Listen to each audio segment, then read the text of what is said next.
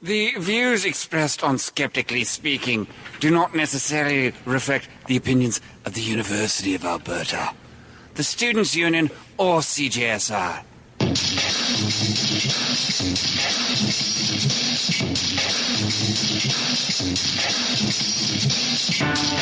Like that warm, fuzzy feeling you get after a snowball fight during a nuclear winter, you are now Skeptically Speaking, the science call-in talk show that asks you to call in and question everything. Skeptically Speaking starts right now, so let's get started.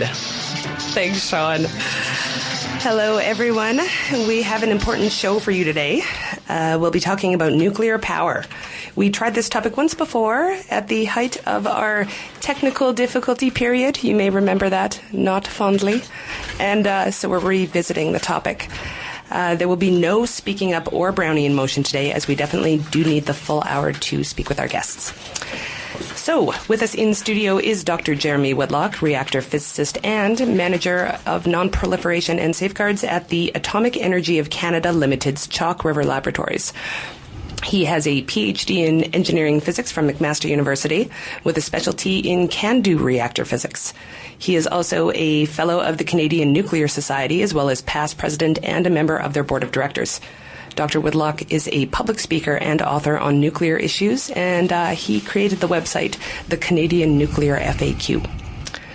So also with us is Elena Schacherl, founder and co-chair of Citizens Advocating the Use of Sustainable Energy, also known as CAUSE, which is a member of the Coalition for a Nuclear-Free Alberta. In addition to her involvement in the nuclear issue in Alberta, in the 90s she was actually on the steering committee of Pokebusters, which was an anti-nuclear group from Saskatoon who stopped the development of the Slowpoke reactor that was proposed for the university campus there. And actually the University of Alberta has one. She is also the co-author of the Alternative Report on Nuclear Power, which was a response to the Alberta Government's Nuclear Panel Report that they issued a few months ago. So thanks very much, both of you, for being here. Thank you. A pleasure to see you in person, Desiree. Thank you. You as well. We would also, of course, love to hear from the audience. We are taking calls at 780-492-2577 extension 1. Or you can email live at skepticallyspeaking.com or tweet Skeptical Radio. So first off, actually, Elena, can you just tell us a bit about CAUSE? Well, CAUSE was formed about 2.5 years ago now when there were large headlines about nuclear coming to Alberta and dead silence from the Albertans. So given my background and the fact that I knew a little bit about the risks and dangers of nuclear, I formed a group at that time. And we're twofold. One, we have a vision of how renewable energy and energy efficiency are totally adequate in meeting the future electricity needs of Alberta, but are also opposed to the proposal to develop these first-of-their-kind nuclear plants in the Peace River region. Okay, so what are the main things that you're doing right now? Are you lobbying? We've just held a nuclear forum. The Alberta government is going through a consultation process that's very one-sided, very biased, and no public hearings. And so our group actually called in a few speakers and held a public forum in Calgary about a week ago. Wonderful. Great, thank you. So Jeremy, tell us about Chalk River Labs. What do they do exactly? Well, they do. What don't they do? Chalk River Labs is the oldest nuclear laboratory in Canada. It's the flagship laboratory. It's owned by the people of Canada. It belongs to Atomic Energy of Canada Limited, which is a Crown corporation, created in the mid-40s to pursue nuclear energy and all aspects of that. From that came the CANDU reactor in the 60s. Nuclear medicine got started almost right away. The first cobalt cancer therapy was in 1951. And actually just next door in Saskatchewan was one of the first ones, and that used cobalt-60 manufactured at Chalk River Laboratories using some of the expertise there. And also there's basic science going on. A lot of the basic knowledge of matter was explored in Canada at Chalk River Laboratories. Today it largely serves as an engineering support laboratory for CANDU reactors. So the concept was born there and continues to be supported in an R&D role. Okay, so they don't actually make the reactors? No, they don't. They do the fundamental science and engineering behind the components, the fuel, the physics, the plumbing. Speaking of physics, can you tell us, I don't know how briefly you can tell us, but how does nuclear power work? I can't say that in any simpler way. Okay, well, the easiest way I can explain it is perhaps to explain how a coal station works, because it works almost exactly the same way. If you go to a coal station in Alberta and look at it, you see a heat source, and it's the heat source that's different between the two systems, but it's a heat source that's boiling water and making steam, and the steam is used in what's basically a steam engine to turn the turbine, which turns a generator, which makes electricity. So whether you're burning oil or gas or coal or uranium, it's heat. And it's where the heat comes from that makes the difference. The other end of things is the type of waste and where the waste goes. If it's a coal plant, the waste management can be seen visibly from the outside. It's a chimney next to the station, and a lot of the waste goes up the chimney or is segregated as a solid waste sludge. And for nuclear, this is all the waste is kept in the same form as the fuel itself at the plant itself. The heat, on the other hand, going in at the front is nuclear fission. And this is something that was discovered just before World War II started in 1939, and it's the fact that you can split the uranium atom and get a whole bunch of energy. And by whole bunch, I mean millions of times more than any sort of chemical reaction. So the burning of anything, the oxidization of anything, is millions of times less energetic than any nuclear reactions such as the splitting of uranium. And they discovered not only can you extract a whole bunch of energy this way, but it propagates itself. You hit a uranium atom with a neutron, which is a subatomic particle, of which there are many in the uranium nucleus. It splits in half, gives off all this energy, and 2 or 3 more neutrons are emitted. And they said, wow, not only a whole bunch of energy, but the same thing we threw at it in the first place is now coming off the other end, and not just one of them, but 2 or 3 of them. So we can use that to do the same thing over again, and this is the chain reaction. It's a self-propagating chain reaction. The rest of it is the engineering to do that in a safe and economic manner, which is what we have today in the CANDU reactor. Does that explain it? Well, mostly. Mostly? Okay. Actually, what I'm wondering is, speaking of reactors, there's a lot of talk about the generations of reactors. Right. So maybe if you could give us a little bit of a history lesson. What was the generation 1 and where are we now? Yeah, you hear talk about, we're at the generation 3. We're Gen 3.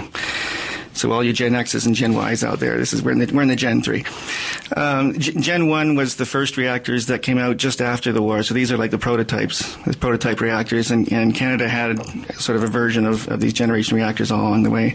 The Gen 2 were the first commercial power reactors that we have. We have the Douglas Point reactor in Ontario was like that. And the Pickering reactors. The Gen 3s are the versions we have now, which have advanced safety features. We also talk about Gen 3 Plus, which have more passive safety features. Gen 4 is what we talk about coming online in about 2030. And these are reactors that have enhanced proliferation resistance, safety, economics, and fuel cycles. They can use different types of fuel. CANDU is both types of CANDU reactors that we are marketing from our storefront right now, if you will. One is the CANDU 6, or the enhanced CANDU 6 as we call it. And that's the type that's, if you go to New Brunswick, that's the type that's there near St. John. The enhanced CANDU 6 is based on the design that we've sold internationally around the world, and also in Quebec and New Brunswick. And then there's the advanced CANDU reactor, which is the one that Elena referred to earlier. It's not a first of a kind. I would say it's about 80% the same as the CANDU 6. It's sort of like the new model on the showroom floor kind of thing. So it's very much similar. It has certain advancements. It uses light water coolant instead of heavy water coolant, and what that means is another story in itself.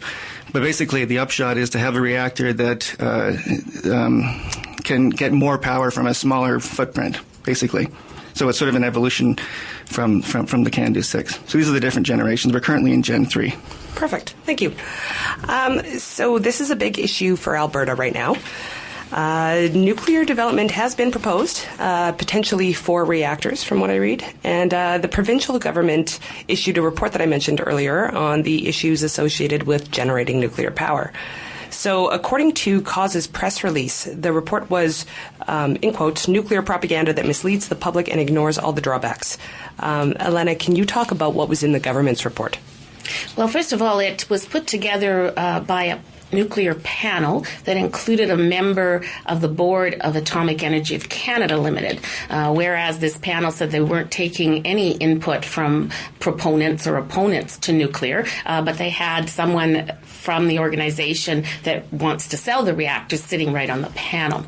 Then they went ahead and they hired Idaho National Laboratories, which is one of the biggest producers of nuclear in the United States, and Alberta Research Council to write the report. But before they did that, they actually had signed a memorandum of understanding between the two organizations in which they're going to benefit from considerable research on the byproducts of the reactors proposed for the Peace River region in Alberta. So that put the people preparing the report in a position that they were going to benefit financially from a big research project if they wrote a report that was a bit slanted. And if you've had a chance to look at the report and the consultation document, I would say that this has been more about trying to convince Albertans rather than consult Albertans, and doing so unsuccessfully.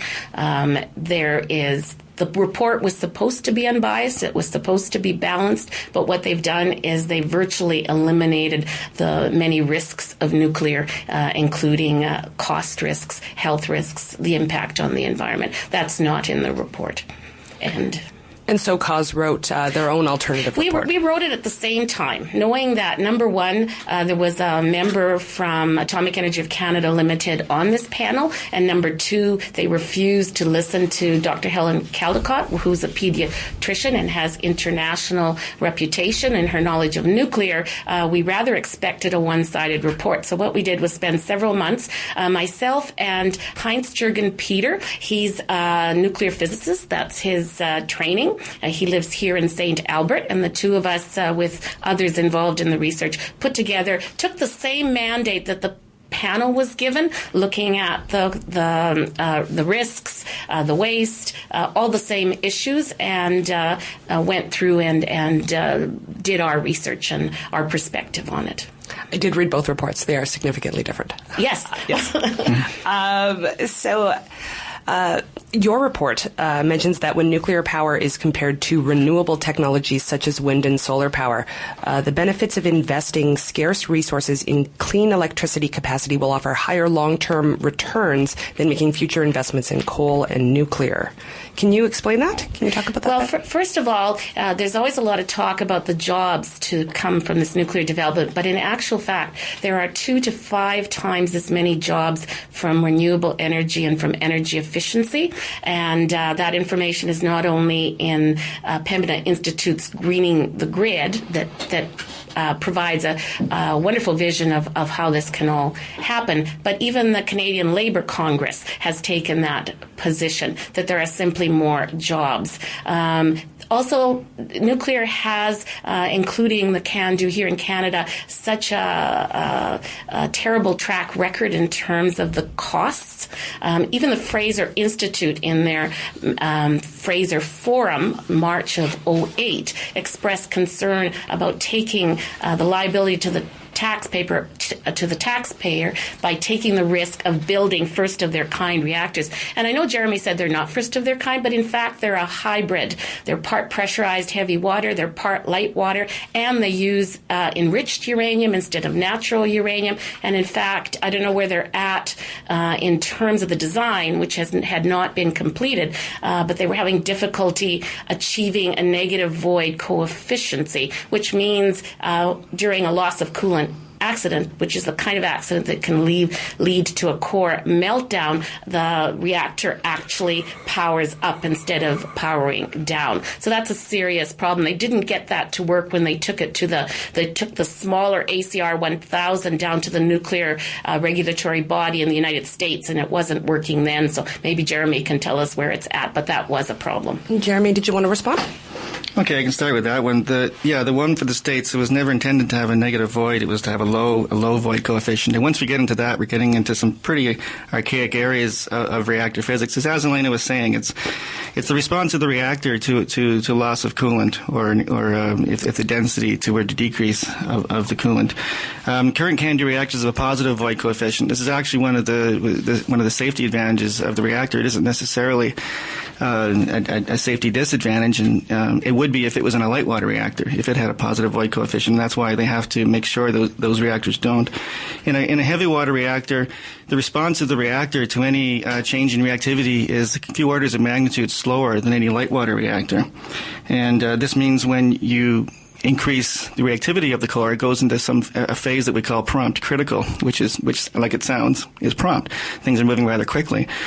If that happens in a light water reactor, where most of literature can be found, if you were to do a Google, you would find bad things said about it, because if that happens, the reactor is written off.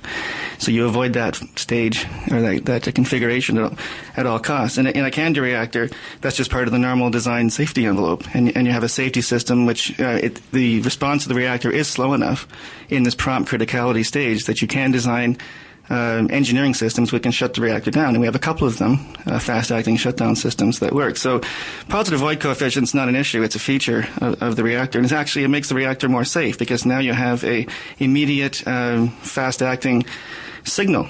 The neutrons start multiplying to any sort of loss of coolant in any of the coolant tubes, where in any other reactor you have to depend on something heating up downstream, or pressure rising, or temperature. So there's various reasons why it's not a big issue. In a CANDU, you can make the reactor any void coefficient you want by changing the fuel. The ACR, it's simple, is just a case of changing the enrichment of the fuel, or some other parameter, and so that's not an issue at all. If I can just address a couple of the other points, there was the question of jobs in the renewable sector. I don't like to compare renewable energy to nuclear, because they don't really compete. When we're talking about solar power and wind power, we're talking about opportunity power. The energy flows when the sun's shining, when the wind's blowing. When it is, you have a free fuel source. You use that to displace a dirtier fuel source, whether it's coal or even nuclear, if you're going to save on using nuclear fuel. But you don't have a reliability there. And utilities that actually use large amounts of wind power, like in Germany, where they have one utility's got over 7,000 megawatts of wind power, and this is by legislation, they have to. They have, in their annual report, they say how there's a certain percentage of their grid that you do not want to exceed with wind power, and it's around 10%, because anything more than that, and the reliability of the entire grid is affected. And one of the reasons is that one of the impacts of the unreliability is that for every megawatt of wind power, say, that you've got on your grid, if you are depending on it, if you're not depending on it, it's fine. Like in Ontario, we have so much generation, we can experiment with wind farms all we want. But if you're depending on it, you've got to have another source of power spinning and ready. So you're burning fuel. In a coal plant to have spinning reserve up to about 80% is what the German utility says. So really they don't compete with each other. In order to be able to have wind power and solar power, you've got to have a steady baseload power source and reliable, which lets you experiment with these other systems. Now, in terms of jobs, I've never counted the jobs. Let's just get to jobs in one second. Oh, okay, sure. The wind power and the solar power. Elena, is that something that we can realistically do right now? Absolutely. I want to just quickly, so I don't forget it, the positive void coefficient presented as some sort of benefit. In fact, Chernobyl, part of the accident was that reactor, which is the closest, it's obviously lots of dissimilarities, but was the closest to the CANDU reactor, the positive void coefficient was a factor in that accident. So I won't go in a lot of detail, but I'm surprised to see it touted as a benefit. In terms of renewables and the issue of base load power. So there's a couple of things here. One is that there's been great strides made in terms of wind storage and also in terms of connecting multiple wind farms onto the grid. And those are ways to increase its reliability. Also virtual power plants. So there's great leaps and strides in terms of improving the reliability.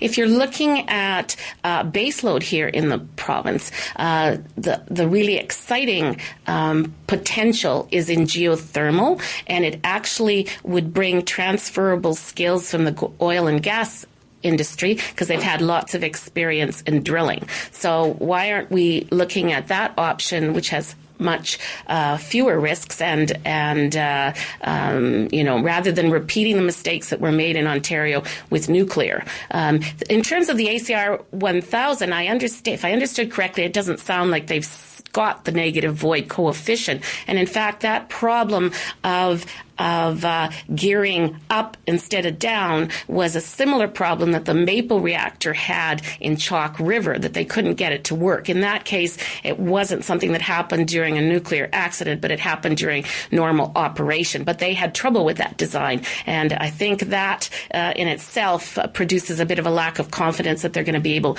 to pull the ACR 1000 off.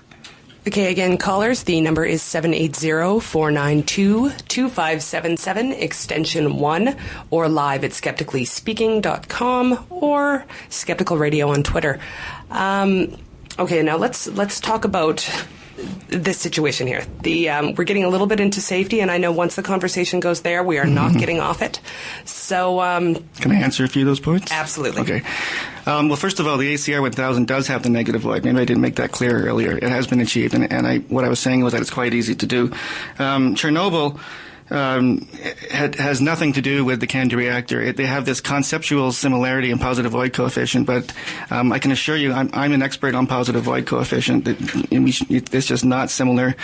It's much larger. It's variable. They fixed it in the Chernobyl reactors since then, but it was a design that would just never have been built. It's like saying that their cars have four wheels, our cars have four wheels. So the ACR has a negative void coefficient, and this is pretty much something else I didn't make clear. This is pretty much what certain markets demand, which is why the ACR was being marketed in the United States and not the Kennedy 6 reactor. Certain licensing jurisdictions demand a negative void coefficient, and that's why the ACR was marketed there. And then it has other advantages in terms of footprint, which makes it advantageous in terms of power per square kilometer and that kind of thing. They make it advantageous for Alberta. The Maple reactors in Chalk River, that's a straw man. I worked on those too, by the way, and they worked fine. I was in the control room when they ran at almost full power. Those reactors are beautiful systems that have been maligned in the press. The power coefficient was a licensing issue. It was a very small technical parameter which did not affect the safety in any practical way. What they were stopped for was the fact that it would take so long to get them commissioned because of licensing issues, which is another topic altogether. But that's not compare it to the positive void coefficient in power reactors. Now, we do actually have a question from somebody that emailed before the show, and it's about Chalk River. Yeah, it's 5 parts here, so it's almost hard to pick where to start. We can't address all of them. But maybe we'll just pick a random one here. According to Wikipedia, and that links to the article, there was a poisoning incident in 1990 at the Point Lepreau nuclear generating station in New Brunswick, in which the assistant plant operator put a sample of heavy water in an office water cooler, resulting in several employees receiving elevated radiation doses from tritium and activated chemicals after drinking the contaminated water. Is this a true story? And if so, how could this have happened? And apparently all of the rest of the 5 are about Chalk River, and that one isn't. I just picked a random number. So we can deal with that one first. Yeah. Yes, that happened. The man was charged and went to jail. He got a hold of some heavy water, and he thought it would be a joke to put it in the water cooler.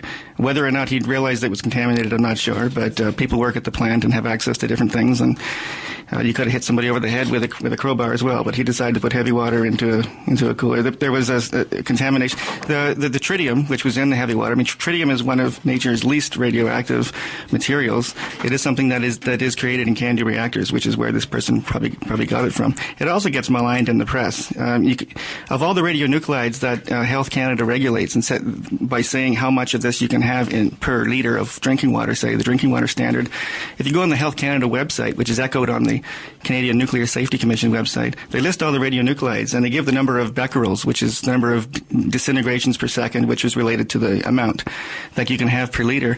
And for tritium, it's 7,000 are 7,000 becquerels per liter, and the other amounts that you would see for other radionuclides are in the range of 10 or 5 or sometimes up to 100. So 7,000 is a large number, which people say, oh my goodness, that's huge. That's massive. How can they allow that? It's the same.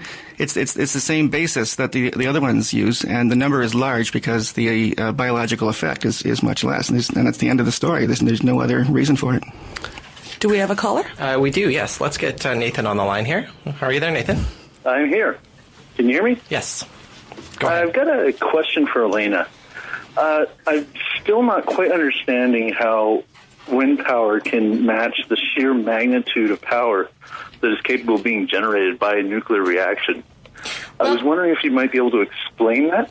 Okay, so it's not just wind. If I encourage you to go to Pembina Institute Screening the Grid for all the details, but energy efficiency, it's part of a package that would see wind, micropower, energy efficiency, cogeneration as a transition, and geothermal eventually to start to phase out coal. So it's not, we're not looking at only wind, but the reliability is improving with some of the different methods that are being developed. Well, I've looked into it, and I see even solar power is still nowhere near capable of supporting even a house. Well, sorry.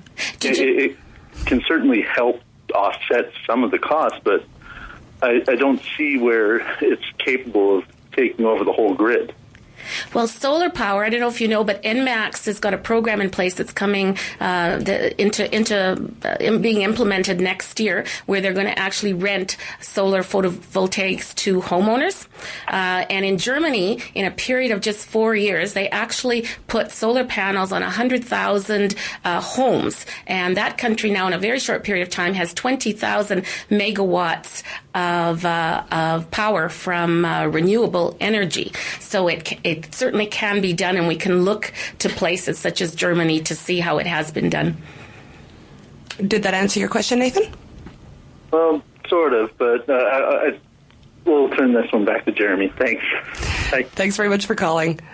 And just on sort of a similar note, speaking of solar, everyone should Google the Eco Home Solar Tour that's going on tomorrow. I'll be attending. There's a whole bunch of places around the River Valley that are going to have their open houses. It's solar retrofits and places that have been built to spec, and it should be interesting. All right, Jeremy, did you want to respond to that one? Well, I was going to say that I want to make it clear that nobody I know in the nuclear business is advocating the end of wind or solar or any other renewable. In fact, I point out to people that about a month or so ago, maybe it was longer because there was snow on the ground, I had the pleasure to go to a colleague's house near Deep River, Ontario, where he was trying to get himself off grid. This is a fellow who works at Chalk River, and he was just having an open house on a Saturday afternoon to show some of his friends how he heats his house. He has a solar panel out the back, and he's got the floors heated and all this kind of thing. This is active solar heating. Lives on a farm out in the rural area near Deep River. And I went there, and the place was stacked. And at one point, I'm standing in this room, and he's holding forth. He could be in a nuclear conference explaining something, but no, he's explaining how his heat pump works. And I looked around the room, and I thought, my gosh, this room is. I mean, that guy's thermal hydrolysis. That guy's a nuclear physicist. I'm looking around the room, and then all these people I know who work in the nuclear industry, and I thought, I bet there's not one person outside this area that wouldn't be surprised to see that these people are. And we were not there to make fun of this fellow. We're there because we were interested in technology. He had some really cool technology. And if I was living outside, in a rural area outside Deep River, I might be looking into that too if I had a lot of spare time on my hands, which I don't. But I do not advocate that kind of energy usage for heating condominiums in downtown Toronto or factories or aluminum smelters. So there's a lot of electricity out there that's needed. It's a lot of electricity. I don't think people appreciate how much electricity is out there. Homes are just the tip of the iceberg. Homes are 20%, 25% of the electricity usage. Maybe there's a lot less industrial electricity use now with the economy, but it's going to pick back up again. So I think all of these other technologies are great, and I always, when I'm driving down to Toronto from my home, and I always bother my family by taking them through this area north of Toronto where there's a wind farm, and we always drive through it. They say, "Oh no, Dad, not again." And I think the technology is just neat. And wind farms are beautiful. And wind farm, I wouldn't want to live near one. I'm a NIMBY with a wind farm, but anyway, for other reasons. But I think as a technology, they're great. But I'm not I'm not disillusioned to think that it's actually solving the problem. It's part of the mix, and a major part of the mix has to be baseload reliable power from nuclear. All right, and on that note, we're going to go to a commercial, and we'll be right back to talk about this more.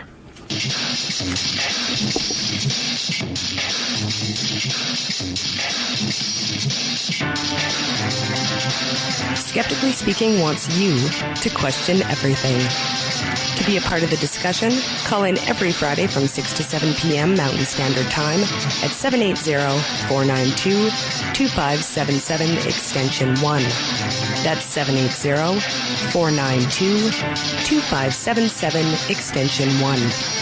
You can also email your questions and comments before or during the show to live@skepticallyspeaking.com, or if you're on Twitter, we're at Skeptical Radio. After the show, continue the conversation on our website at skepticallyspeaking.com, or check out our Facebook group. You can also subscribe to our podcast on iTunes. Skeptically Speaking is also rebroadcast on Public Reality Radio, WPRR 1680 AM in Grand Rapids, Michigan. Citywide LP 99.1 FM in Madison, Wisconsin, and on freethoughtradio.com. And now, back to the show.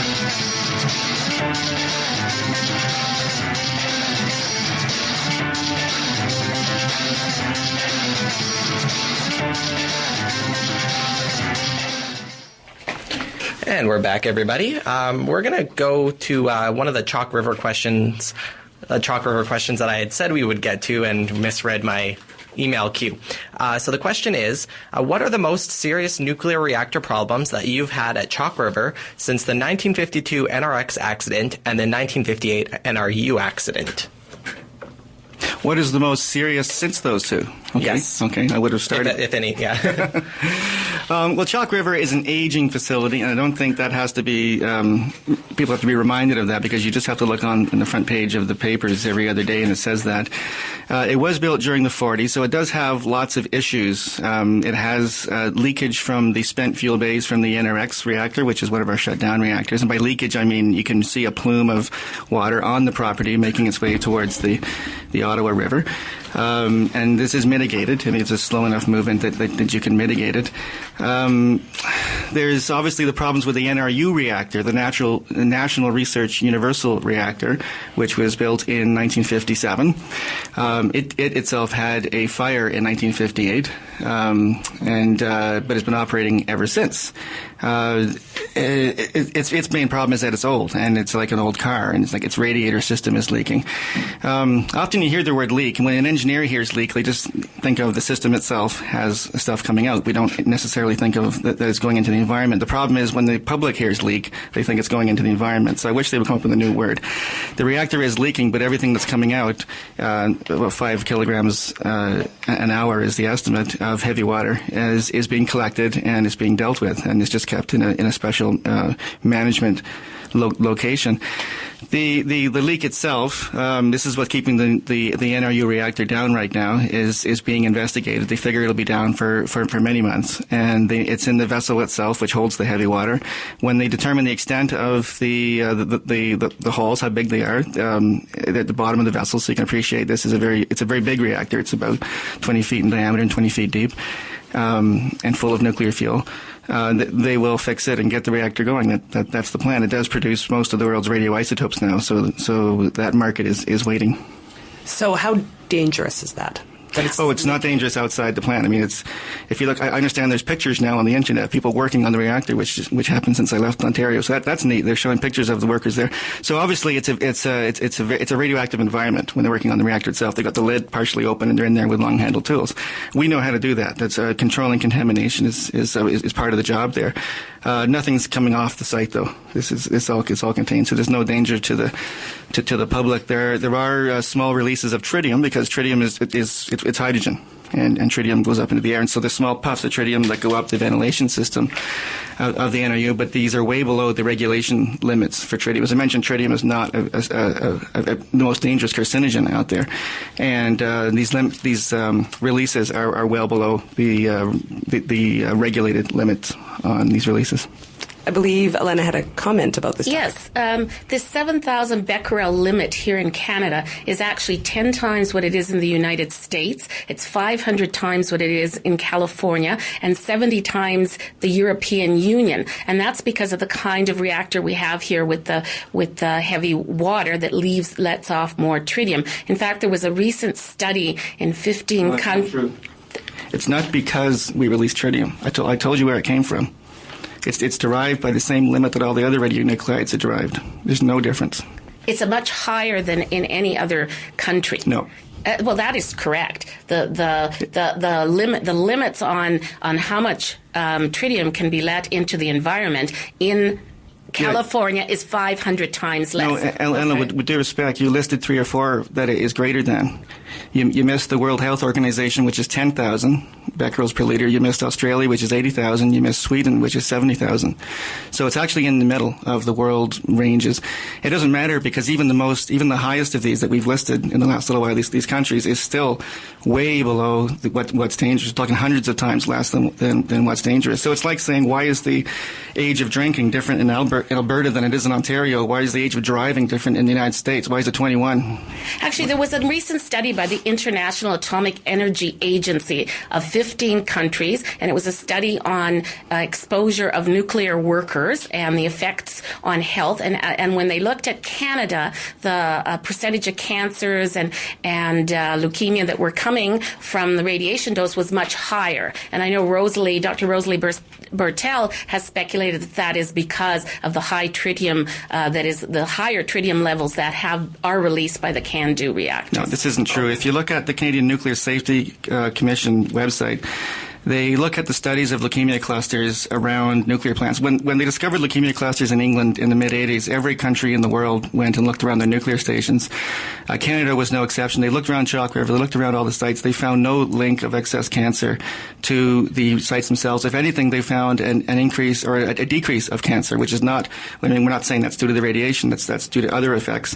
For instance, around Schacherl River, it's because of the well-paying jobs. And there's definitely a healthy worker effect that you see in the isolated locations like that. Explain the healthy worker effect. Oh, if you have a population that is well paid, that gets a good salary and has a good health plan for their family, then you're going to have more visits to the doctors, more drugs purchased, and more care generally taken. And often, which is counterintuitive. Often there's a correlation with less smoking and drinking. And I mean, at Deep River, we ski and canoe and we live outdoors and have a good time in nature as well. So it's just healthy living. It has nothing to do with the reactor there. So you're not familiar with this International Agency for Research on Cancer study? Because that's a fairly new study. I'd be happy to send it to you. I am not familiar with a finding that there is an increase in leukemia around nuclear sites attributed to the radiation from these sites. This was of the workers. Speaking about cancers around sites, there is a very reputable German study that was released less than a year ago. And this was commissioned by the German government. It was carried out by the University of Mainz, and they looked at 60 nuclear reactors in the country over a period of over 20 years. They looked at children under 5, and the results they found that within 5 kilometers, the excessive cancers that they found were 60% more, and the leukemia was 120% more. And they studied different distances, and there was still over what they would expect, up to 70 kilometers from the reactor. And this was a very credible study. So there is definitely concerns about exposure to radiation from reactors. And I would think... Did those studies attribute those increases in leukemia to the radiation from the plants? That it was a very strong study, and that's what they were... What was their conclusion about the radiation causing those leukemias? And Elena can answer as soon as I'm done giving the phone number. Again, 780-492-2577, extension 1, or live at skepticallyspeaking.com or Skeptical Radio on Twitter. And I would just like to say, audience, I'm going to ask for links from everybody to these resources and the studies that you're citing. I'd love to post those on the site. And B, I told you so. As soon as we start talking about safety, we don't talk about anything else. So we should talk about cost. And we should eventually talk about cost. About cost. But let's answer my question first, please. Yes, if you would answer that, then we can move to cost. The difficulty is showing directly the connection, but it was such a intensive study done, with such a large number of reactors. There was a pool of 1,600 children that were studied, so it is very suggestive that this is logically where it's coming from. There was no other attributable cause. The authors, there's tons of things that can come from. The authors themselves have concluded that there is no way this can be coming from the radiation from the plants. We happen to know the radiation coming from the plants, and we happen to know the most about radiation than we know about any other agent in the environment. So we know the effects, and we know what was there. So the authors themselves concluded that there is a cluster. There's something there. These are industrial environments. It's not the radiation. It's been misinterpreted that way as it is right now. Yeah, well, we're going to have to disagree on that one. Sounds good. Well, it's not us. It's the authors. And I know that our lovely producer Sean is on the phone with somebody who wants to get on the air, which is lovely. Thank you very much, guys. This is a really good conversation. I appreciate it. And caller, hey. Can you hear us? Hey, yes I can. Hello. Hello. I just have a quick question for the panel at hand there. Mm-hmm. Just what's going to happen with the waste product that's created by these reactors? Like, what are we going to do with it? It's going to be around for a very long time. It's the kind of thing you would want to address before you make it. There is an organization in Canada, a nuclear waste management organization, and they're working on a method of long-term storage. But that organization itself estimates that it's going to take 300 years to implement that if they can find a community to take it. Now, one thing we do know that if Alberta builds these nuclear plants, it'll now be on the short list for provinces that would be candidates for taking the nation's waste and maybe beyond that. The other thing is that same organization, the Nuclear Waste Management Organization, has themselves said that the spent fuel from nuclear reactors are going to be a problem for hundreds of thousands of years, or maybe possibly more. So that is a judgment from the experts in the country. Jeremy, did you want to respond to that as well? Yeah, the stuff coming out the tailpipe of my minivan is going to be a problem longer than that.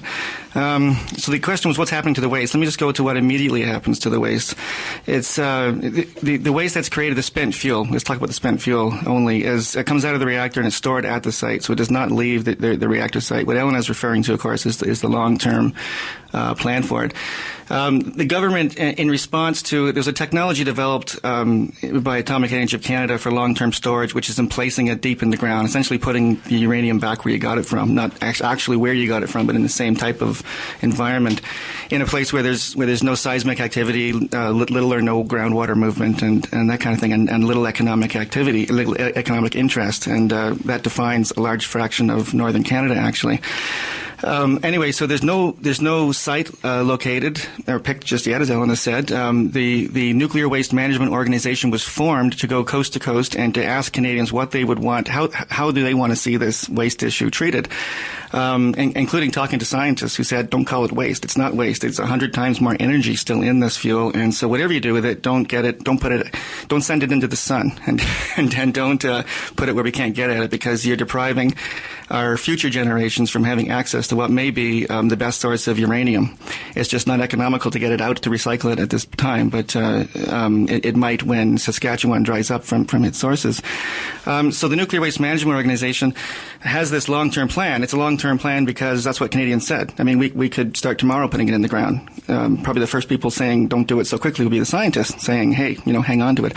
But the Canadians said, no. New methods might come up in time. Who are we to say we know the smartest, we have the best way to do this? We're the smarter than our grandchildren. So please, whatever you do, take time. So So their plan is called adaptive phase management, which is a great buzz phrase for bureaucrats, because it's much better than deep geological disposal, which was the old term that ACL had. Adaptive means we can change our ideas as we go along if better technologies come up. Phased means it's exactly what the Canadians wanted. So it can be 60 years to emplacement, 300 years is when I mentioned is sort of the end of the thing. And in the meantime, before it gets to that, you're actually storing it in a central place. You're just not putting it in a permanent disposal. And management is better than disposal. Management is looking after it with possibly an ability to retrieve it if you want down the road. So it's in response to Canadians' requests. Caller, did that answer your question? Somewhat. What's going to happen? What's the big difference between the uranium you start a reaction with and the uranium you end up with, and why is it still usable? Oh, well, you start off in a let's talk about the CANDU 6 reactor, which is the kind we operate today. You start off with natural uranium, which contains less than 1% of the usable uranium, which is uranium-235. And so it's actually 0.7%.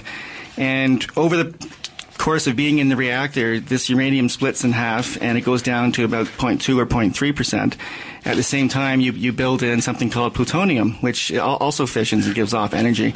And so if you look at a CANDU reactor that's been operating for a while, it's got plutonium in the fuel, and actually about half the energy comes from plutonium, and the other half comes from uranium.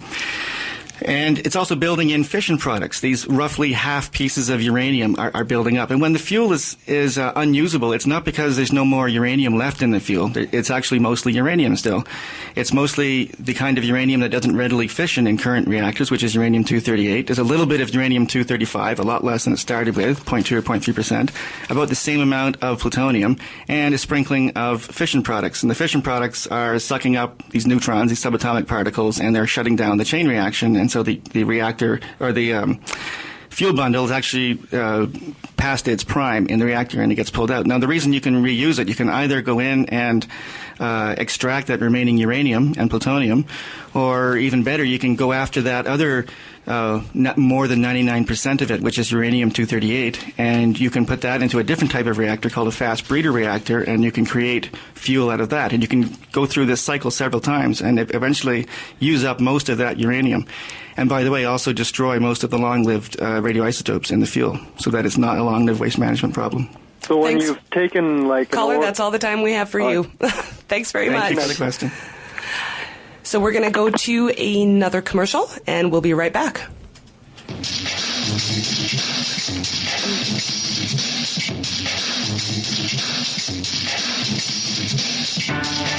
Next time on Skeptically Speaking, we'll be talking about biotechnology ethics with author, philosopher, and ethicist Chris MacDonald.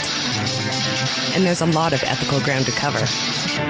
Genetically modified crops that allow us to feed more people than ever before, but terminator genes that make the second generation of seeds sterile.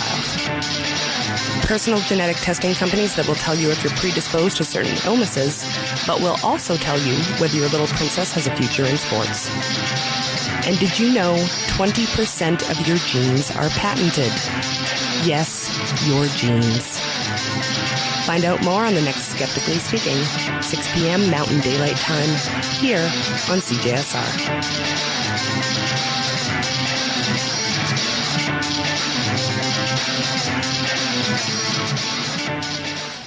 Welcome back.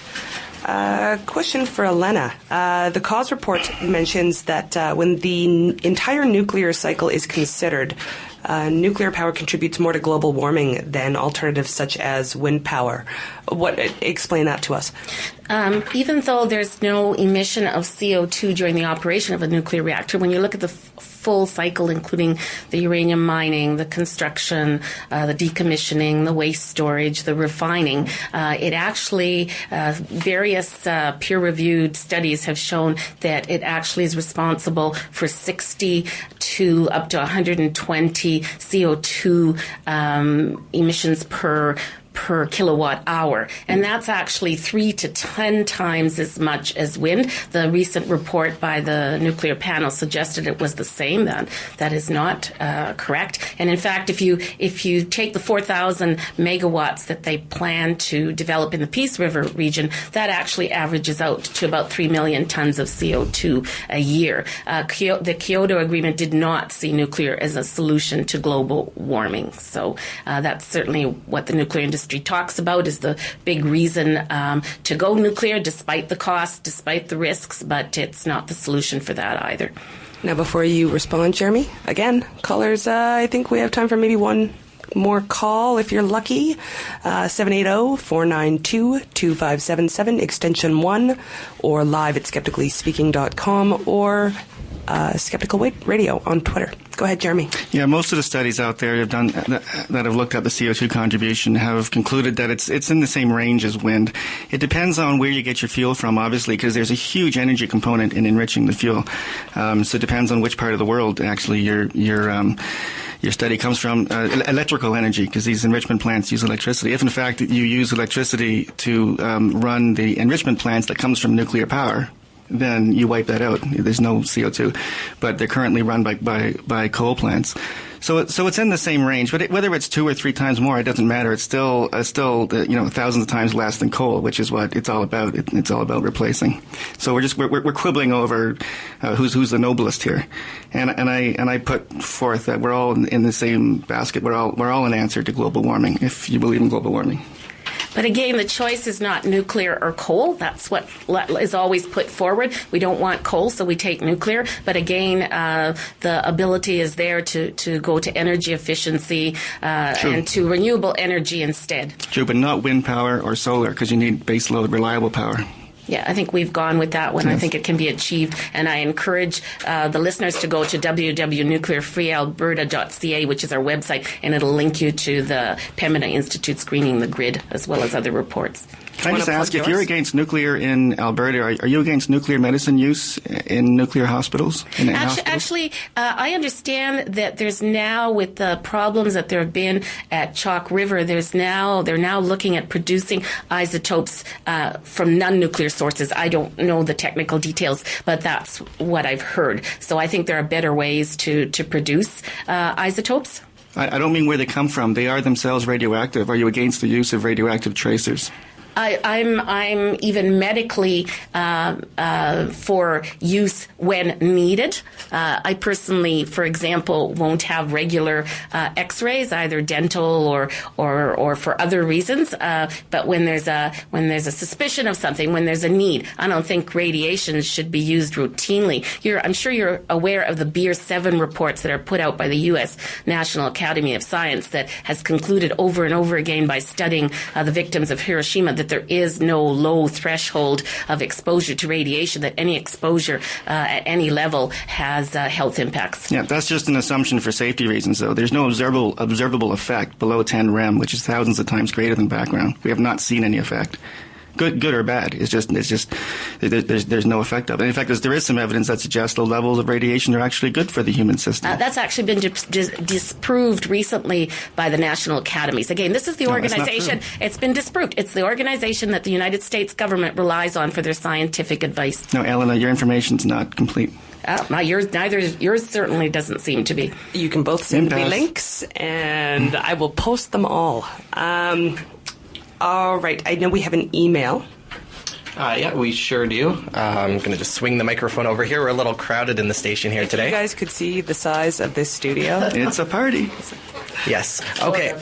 So I got another somewhat lengthy email here. It basically starts from greenpeace.ca on the end the nuclear threat page. It's kind of a true or false question for the panel here.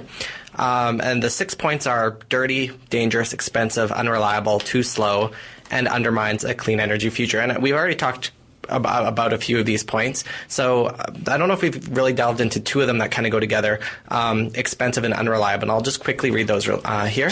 Every nuclear plant in Canada has undergone massive cost overruns and delays. The high cost of nuclear power effectively bankrupted the Ontario Hydro. Ontario Power Generation recently admitted that long-term management of radioactive waste would cost $18 billion. And for the unreliable half, while Ontario's reactors were designed to operate for 40 years, Ontario Power Generation admitted in 2003 that they would need to shut down or be rebuilt at a high cost and risk after only 25 years. Jeremy? Yeah, this is often brought forward. When we're talking about building a reactor in Alberta, we are not talking about the reactor building program of which we had, the type we had in the rest of Canada, which was government-driven, built and owned by governments. The poster boy for nuclear cost increases is the Darlington plant east of Toronto, and the cost increases there are largely caused by government interference. And it's because Ontario Hydro is an extension of government policy for all three parties, which took their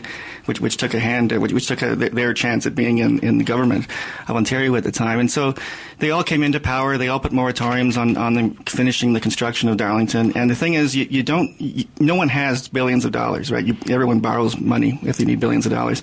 So nobody has cash, even governments, to build nuclear reactors. It's always borrowed, and you don't start paying down that principal until you start supplying the benefit to the ratepayer. This is the law. And so the longer you delay the construction until the day you turn the thing on, the higher the interest goes. So all of those increases are through interest. So what do you do about this? Well, you have to have more control over the building of the reactor. You can't have governments coming in and saying they're going to have a 2-year moratorium while the thing sits there. An example of doing that is when AECL built its latest 2 CANDU 6 reactors on the other side of the planet in China, at Qinshan, China, which came in under schedule and below schedule and on budget. And actually set construction records for doing that. If we can do that on the other side of the planet, we can do that in Alberta. Go ahead, Elena. Okay, first of all, in terms of exporting CANDUs, I want to read a Maclean's magazine quote because it sums it all up. Maclean said, if we have to loan people money at subsidized interest rates to buy CANDUs at prices below cost and then bribe them to do it, because at one point there was a charge of bribing, how great is the accomplishment? So that's on the exporting. But I want to go, in terms of the cost, these 4,000 megawatt reactors that are being proposed here by Bruce Power in Alberta are being priced at variously 10 to 12 billion. I've seen both numbers. But if you look at what's happening with third generation reactors elsewhere, Moody's Investors has priced 1,000 megawatts at 7,500 billion US. So that puts the estimate at somewhere around 35 billion. It's gone down a bit with the Canadian dollar going up.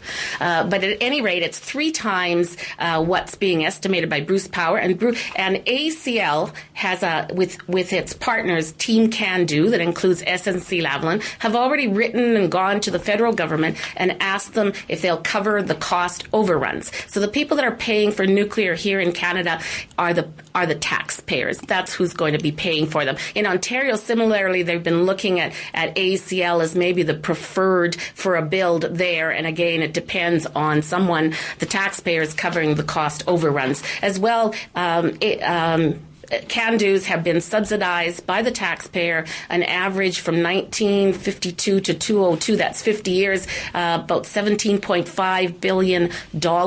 And even currently, the current funding is $350 billion without even counting supplements for Chalk River and some refurbishment of pressure tubes.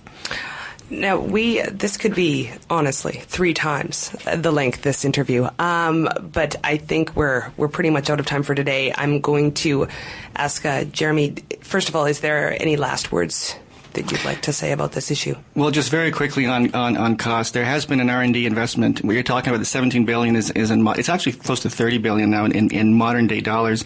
In actual dollars, it's about $6 billion that the taxpayers provided to Chalk River Laboratories.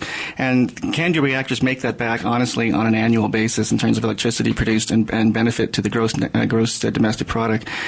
In terms of the loans, these have all been done on the typical export development agency loans, and they're all paid back or being paid back. There's absolutely no issue there. I think it's the only viable large-scale baseload power source that can go into a mix, which does include renewable sources like wind. I invite you all to continue this conversation on www.skepticallyspeaking.com. And I believe Sean has a message for us all. I just wanted to give everyone a reminder that we have our on-topic event. That's our new speaker series with the Center for Inquiry and a mix of other groups. That will be Monday night, 7:30 p.m. at the Accent Lounge just off White Avenue and Calgary Trail. And that'll be every second Monday here on in. And I'd like to say thank you so much to our guests for being in the studio today. This is a really important issue that no one besides nuclear physicists and the people that are opposing them know much about, really. So thanks very much to Jeremy and to Elena for being part of the show. Thank you very much for having me on. A pleasure, Desiree. Thank you. Thank you, Sean. Thanks for the great discussion, everyone. Good night, everyone. South America doesn't exist. The moon is painted on the sky. Things sometimes fall up, but you never see. And everything you believe is a lie. Dinosaurs were invented by God as a test. Our bodies don't rot when we die. The hippies are working for the God.